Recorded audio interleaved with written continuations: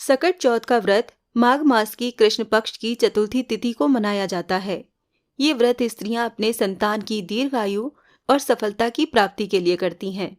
इस व्रत के प्रभाव से संतान को रिद्धि सिद्धि की प्राप्ति होती है तथा उनके जीवन में आने वाली सभी विघ्न बाधाएं गणेश जी दूर कर देते हैं।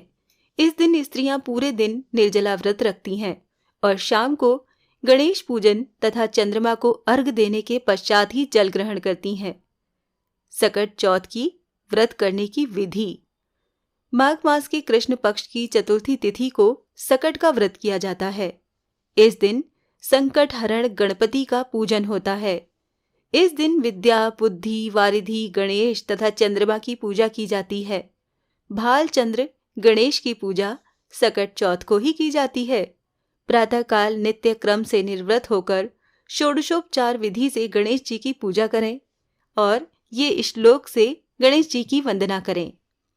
गजाननम भूत गणादि सेवतम कपित जम्बू फल चारु भक्षणम उमासुतम शोक विनाशकारकम नमामि विघ्नेश्वर पाद पंकजम। इसके बाद भालचंद्र गणेश का ध्यान करके उन्हें पुष्प अर्पित करना चाहिए। पूरे दिन मन ही मन श्री गणेश जी के नाम का जप करना चाहिए और सूर्यास्त के बाद स्नान करके स्वच्छ कपड़े पहनने चाहिए। अब विधि पूर्वक अपने घर की परंपराओं के अनुसार गणेश जी का पूजन करना चाहिए। एक कलश में जल भरकर रखें, धूप दीप अर्पित करें। नैवेद्य के रूप में तिल तथा गुड़ के बने हुए लड्डू, ईख, शकरकंद, अमरूद, गुड़ तथा घी को अर्पित करें। ये नैवेद्य रात भर बांस की बनी हुई डलिया से ढककर यथावत रख दिया जाता है। पुत्रवती स्त्रियां पुत्र की सुख समृद्धि के लिए व्रत रखती हैं। इस ढके हुए नैवेद्य को पुत्र ही खोलता है तथा भाई बंधुओं में बांटता है। ऐसी मान्यता है कि इससे भाई बंधुओं में आपसी प्रेम की भावना बढ़ती है। आइए अब सुनते हैं सकट चौथ की पहली कथा। एक साहूकार और एक साहूकारनी थे। वो धर्म पुण्य को नहीं मानते थे। इसके कारण उनके कोई बच्चा नहीं था। एक दिन साहूकारनी पड़ोसी के घर गई। उस दिन सकट चौथ था। वहां पड़ोसन सकट चौथ की पूजा करके कहानी सुना रही थी। साहूकारनी ने पड़ोसन से पूछा, तुम क्या कर रही हो? तब पड़ोसन बोली, आज चौथ का व्रत है, इसीलिए कहानी सुना रही हूं। तब साहूकारनी बोली, ये चौथ का व्रत करने से क्या होता है? पड़ोसन ने कहा, इसे करने से अन्न, धन, सुहाग, पुत्र सब मिलता है। तब साहूकारनी ने कहा, यदि मेरा गर्भ रह जाए तो मैं 1.25 सेर तिलकुट करूंगी और चौथ का व्रत करूंगी। श्री गणेश भगवान की कृपा से साहूकारनी के गर्भ रह गया तो फिर वो बोली, मेरे लड़का हो जाएगा तब मैं 2.5 सेर तिलकुट करूंगी। कुछ दिन बाद उसके लड़का भी हो गया तो फिर वो बोली, हे चौथ भगवान, जब मेरे बेटे का विवाह होगा तो मैं 5.25 सेर का तिलकुट करूंगी। कुछ वर्षों बाद उसके बेटे का विवाह भी तय हो गया और उसका बेटा विवाह करने चला गया, लेकिन उस साहूकारनी ने तिलकुट नहीं किया। इस कारण से चौथ देवता क्रोधित हो गए और उन्होंने फेरों से उसके बेटे को उठाकर पीपल के पेड़ पर बिठा दिया। सभी वर को खोजने लगे पर वो नहीं मिला। हताश होकर सभी लोग अपने अपने घर को लौट गए। इधर जिस लड़की से साहूकारनी के लड़के का विवाह होने वाला था, वो अपनी सहेलियों के साथ गणगौर पूजने के लिए जंगल में दूब लेने गई। तभी रास्ते में पीपल के पेड़ से आवाज आई, अरे ओ मेरी अर्धब्याही। ये बात सुनकर जब लड़की घर आई, उसके बाद वो धीरे धीरे सूख कर कांटा होने लगी। एक दिन लड़की की माँ ने कहा, मैं तुम्हें अच्छा खिलाती हूँ, अच्छा पहनाती हूँ, फिर भी तू सूखती जा रही है, ऐसा क्यों? तब लड़की अपनी माँ से बोलने लगी कि वो जब भी दूब लेने जंगल जाती है तो पीपल के पेड़ से एक आदमी बोलता है कि ओ मेरी अर्धब्याही। उसने मेहंदी लगा रखी है और सेहरा भी बांध रखा है। तब उसकी माँ ने पीपल के पेड़ के पास जाकर देखा कि ये तो उसी का जमाई था। तब उसकी माँ ने जमाई से कहा, यहाँ क्यों बैठा है? मेरी बेटी को तो तूने अर्धब्याह कर दिया, अब और क्या लेगा? साहूकारनी का बेटा बोला, मेरी माँ ने चौथ का तिलकुट बोला था लेकिन कभी नहीं किया, इसलिए चौथ माता ने नाराज होकर मुझे यहाँ बैठा दिया है। ये सुनकर लड़की की माँ साहूकारनी के घर गई और उससे पूछा, तुमने सकट चौथ का कुछ बोला है क्या? तब साहूकारनी बोली, तिलकुट बोला था। उसके बाद साहूकारनी बोली, मेरा बेटा घर आ जाए तो मैं 2.5 मन का तिलकुट करूंगी। इससे श्री गणेश भगवान प्रसन्न हो गए और उसके बेटे को फेरों पर लाकर बैठा दिया। बेटे का विवाह धूमधाम से हो गया। जब साहूकारनी के बेटे बहू घर आ गए, तब साहूकारनी ने 2.5 मन तिलकुट किया और बोली, हे चौथ देवता, आपके आशीर्वाद से मेरे बेटा बहू घर आए हैं, जिससे मैं हमेशा तिलकुट करके व्रत करूंगी। इसके बाद सारे नगरवासियों ने तिलकुट के साथ सकट व्रत करना प्रारंभ कर दिया। हे सकट चौथ, जिस तरह साहूकारनी के बेटे बहू से मिलवाया, वैसे हम सबको भी मिलवाना। इस कथा को कहने सुनने वालों का भी भला करना। बोलो सकट चौथ की जय। श्री गणेश देव की जय। अब सुनिए सकट चौथ की दूसरी कथा। एक बार महादेव जी पार्वती सहित नर्मदा के तट पर गए। वहां एक सुंदर स्थान पर पार्वती जी ने महादेव जी के साथ चौपड़ खेलने की इच्छा व्यक्त की। तब शिव जी ने कहा, हमारी हार जीत का साक्षी कौन होगा? पार्वती ने तत्काल वहां की घास के तिनके बटोर कर एक पुतला बनाया और उसमें प्राण प्रतिष्ठा करके उससे कहा, बेटा, हम चौपड़ खेलना चाहते हैं, किंतु यहाँ हार जीत का साक्षी कोई नहीं है। अतः खेल के अंत में तुम हमारी हार जीत के साक्षी होकर बताना कि हम में से कौन जीता और कौन हारा। खेल आरंभ हुआ। दैव योग से 3 बार पार्वती जी ही जीती। जब अंत में बालक से हार जीत का निर्णय कराया गया, तो उसने महादेव जी को विजयी बतलाया। परिणामतः पार्वती जी ने क्रुद्ध होकर उसे एक पांव से लंगड़ा होने और वहां के कीचड़ में पड़ा रहकर दुख भोगने का श्राप दे दिया। बालक ने विनम्रता से कहा, माँ, मुझसे अज्ञानवश ऐसा हो गया। मैंने किसी कुटिलता या द्वेष के कारण ऐसा नहीं किया। मुझे क्षमा करें तथा श्राप से मुक्ति का उपाय बताएं। तब ममता रूपी माँ को उस पर दया आ गई और वो बोली, यहाँ नाग कन्याएं गणेश पूजन करने आएंगी। उनके उपदेश से तुम गणेश व्रत करके मुझे प्राप्त करोगे। इतना कहकर वो कैलाश पर्वत चली गईं। 1 वर्ष बाद वहां श्रावण में नाग कन्याएं गणेश पूजन के लिए आईं। नाग कन्याओं ने गणेश व्रत करके उस बालक को भी व्रत की विधि बतलाई। तत्पश्चात बालक ने 12 दिन तक श्री गणेश जी का व्रत किया।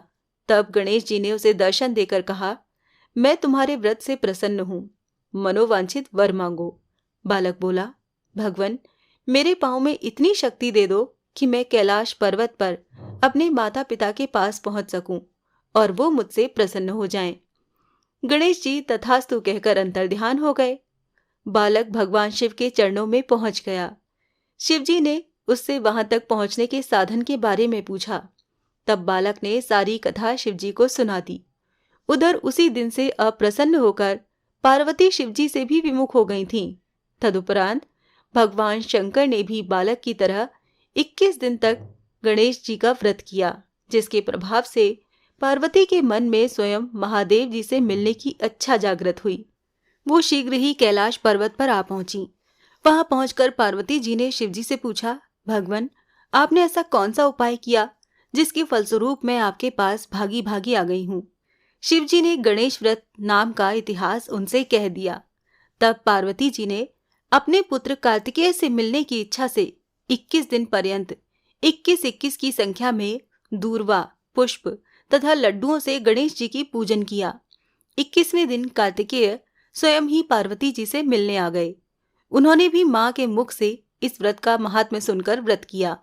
बोलो सकट चौथ की जय। श्री गणेश देव की जय। अब सुनिए सकट चौथ की तीसरी कहानी।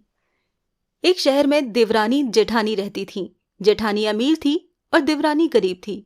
देवरानी गणेश जी की भक्त थी और देवरानी का पति जंगल से लकड़ी काटकर बेचता था और अक्सर बीमार रहता था।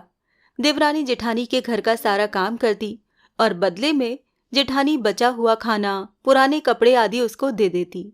इसी से देवरानी का परिवार चल रहा था। माघ महीने में देवरानी ने तिल चौथ का व्रत किया। 5 रुपए का तिल और गुड़ लाकर तिलकुट्टा बनाया। पूजा करके तिल चौथ की कथा सुनी और तिलकुटा छींके में रख दिया और सोचा कि चांद उगने पर पहले तिलकुटा और उसके बाद ही कुछ खाएगी। कथा सुनकर वो जेठानी के यहाँ चली गई खाना बनाकर जेठानी के बच्चों से खाना खाने को कहा तो बच्चे बोले, माँ ने व्रत किया है और माँ भूखी हैं। जब माँ खाना खाएंगी हम भी तभी खाएंगे। जेठ जी को खाना खाने को कहा तो जेठ जी बोले, मैं अकेला नहीं खाऊंगा। जब चांद निकलेगा तब सब खाएंगे, तभी मैं भी खाऊंगा। जेठानी ने उसे कहा, आज तो किसी ने भी अभी तक खाना नहीं खाया, तो मैं तुम्हें कैसे दे दूं? तुम सुबह सवेरे ही बचा हुआ खाना ले जाना। देवरानी के घर पर पति बच्चे सब आस लगाए बैठे थे कि आज तो त्योहार है, इसीलिए कुछ पकवान आदि खाने को मिलेगा। परंतु जब बच्चों को पता चला कि आज तो रोटी भी नहीं मिलेगी तो बच्चे रोने लगे। उसके पति को भी बहुत गुस्सा आया। वो कहने लगा, सारा दिन काम करके भी 2 रोटी नहीं ला सकती तो तू उनके घर काम ही क्यों करती है? पति ने गुस्से में आकर पत्नी को कपड़े धोने के धोवने से मारा। धोवना हाथ से छूट गया तो पाटे से मारा। वो बेचारी गणेश जी को याद करती हुई रोते रोते पानी पीकर सो गई। उस दिन गणेश जी देवरानी के सपने में आए और कहने लगे, धोवने मारी पाटे मारी सो रही है या जाग रही है? वो बोली, कुछ सो रही हूं कुछ जाग रही हूं। गणेश जी बोले, भूख लगी है, कुछ खाने को दे। देवरानी बोली, क्या दूं? मेरे घर में तो अन्न का एक दाना भी नहीं है। जेठानी बचा कुचा खाना देती थी, आज वो भी नहीं मिला। पूजा का बचा हुआ तिलकुट्टा छींके में पड़ा है, वही खा लो। तिलकुट्टा खाने के बाद गणेश जी बोले, धोवने मारी पाटे मारी, निमटाई लगी है, कहाँ निमटे? वो बोली, ये पड़ा घर, जहां इच्छा हो वहां निमट लो। फिर गणेश जी बोले, अब पोंछू कहाँ? अब देवरानी को बहुत गुस्सा आया कि कब के तंग करे जा रहे हैं, सो बोली, मेरे सर पर पोंछ लो। और कहाँ पोंछोगे? सुबह जब देवरानी उठी तो ये देखकर हैरान रह गई कि पूरा घर हीरे मोती से जगमगा रहा है। सिर पर जहां विनायक जी पोंछनी कर गए थे वहां हीरे और टीके के बिंदी जगमगा रहे हैं। उस दिन देवरानी जेठानी के घर काम करने नहीं गई। बड़ी देर तक राह देखने के बाद जेठानी ने बच्चों को देवरानी को बुलाने भेजा। जेठानी ने सोचा, कल खाना नहीं दिया इसीलिए शायद देवरानी बुरा मान गई। बच्चे बुलाने गए और बोले, चाची चलो, माँ ने बुलाया है, सारे घर का काम पड़ा है। दुनिया में चाहे कोई मौका चूक जाए, पर देवरानी जेठानी आपस में कहने के मौके नहीं छोड़ती। देवरानी ने कहा, बेटा, बहुत दिन तेरी माँ के यहाँ काम कर लिया, अब तुम अपनी माँ को ही मेरे यहाँ काम करने भेज दो। बच्चों ने घर जाकर माँ को बताया कि चाची का तो पूरा घर हीरे मोतियों से जगमगा रहा है। जेठानी दौड़ती हुई देवरानी के पास आई और पूछा, ये सब कैसे हुआ? देवरानी ने उसके साथ जो हुआ वो सब कह डाला। घर लौटकर जेठानी अपने पति से बोली, आप मुझे धोवने और पाटे से मारो। उसका पति बोला, भली मानस, मैंने तो कभी तुम पर हाथ भी नहीं उठाया, मैं तुम्हें धोवने और पाटे से कैसे मार सकता हूं? पर वो मानी ही नहीं और जिद करने लगी। मजबूरन पति को उसे मारना पड़ा। उसने ढेर सारा घी डालकर चूरमा बनाया और छीके में रखकर सो गई। रात को चौथ विनायक जी सपने में आए और कहने लगे हैं, भूख लगी है, क्या खाऊं? जेठानी ने कहा, हे गणेश जी महाराज, मेरी देवरानी के यहाँ तो आपने सूखा चूंटी भर तिलकुट्टा खाया था। मैंने तो झरते घी का चूरमा बनाकर आपके लिए छींके में रखा है। फल और मेवे भी रखे हैं, जो चाहे खा लीजिए। गणेश जी बोले, अच्छा खा लिया, अब बताओ निपटे कहाँ? जेठानी बोली, उसके यहाँ तो टूटी फूटी झोपड़ी थी, मेरे यहाँ तो कंचन के महल हैं, जहां चाहो निमटो। फिर गणेश जी ने पूछा, अब पोंछूं कहाँ? जेठानी बोली, मेरे ललाट पर बड़ी सी बिंदी लगाकर पोंछ लो। धन की भूखी सेठानी सुबह बहुत जल्दी उठ गई। सोचा, घर हीरे जवाहरात से भर चुका होगा, पर देखा तो पूरे घर में गंदगी फैली हुई थी, तेज बदबू आ रही थी। उसके सिर पर भी बहुत सी गंदगी लगी हुई थी। उसने कहा, हे गणेश जी महाराज, ये आपने क्या किया? मुझसे रूठे और देवरानी पर टूटे। जेठानी ने घर और सिर की सफाई करने की बहुत कोशिश की, परंतु गंदगी और ज्यादा फैलती गई।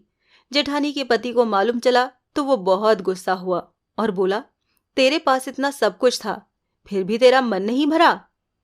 परेशान होकर चौथ के विनायक जी से मदद की विनती करने लगी। तब विनायक जी ने कहा, देवरानी से जलन के कारण तूने जो किया ये उसी का फल है। अब तू अपने धन में से आधा उसे देगी, तभी ये सब साफ होगा। उसने आधा धन बांट दिया, किंतु मोहनों की एक हांडी चूल्हे के नीचे गाड़ रखी थी। उसने सोचा, किसी को पता नहीं चलेगा, और उसने उस धन को नहीं बांटा। उसने कहा, हे चौथ विनायक जी, अब तो अपना ये बिखराव समेटो। वो बोले, पहले चूल्हे के नीचे गाड़ी हुई मोहरों की हांडी सहित ताक में रखी 2 सुई की भी पांति कर। इस प्रकार विनायक जी ने सुई जैसी छोटी चीज का भी बंटवारा करवाकर अपनी माया समेटी। हे गणेश जी महाराज, जैसी आपने देवरानी पर कृपा करी, वैसी सब पर करना। कहानी कहने वाले, सुनने वाले और हुंकारा भरने वाले सब पर कृपा करना, किंतु जेठानी को जैसी सजा दी वैसी किसी को मत देना। बोलो सकट माता की जय। श्री गणेश देव की जय।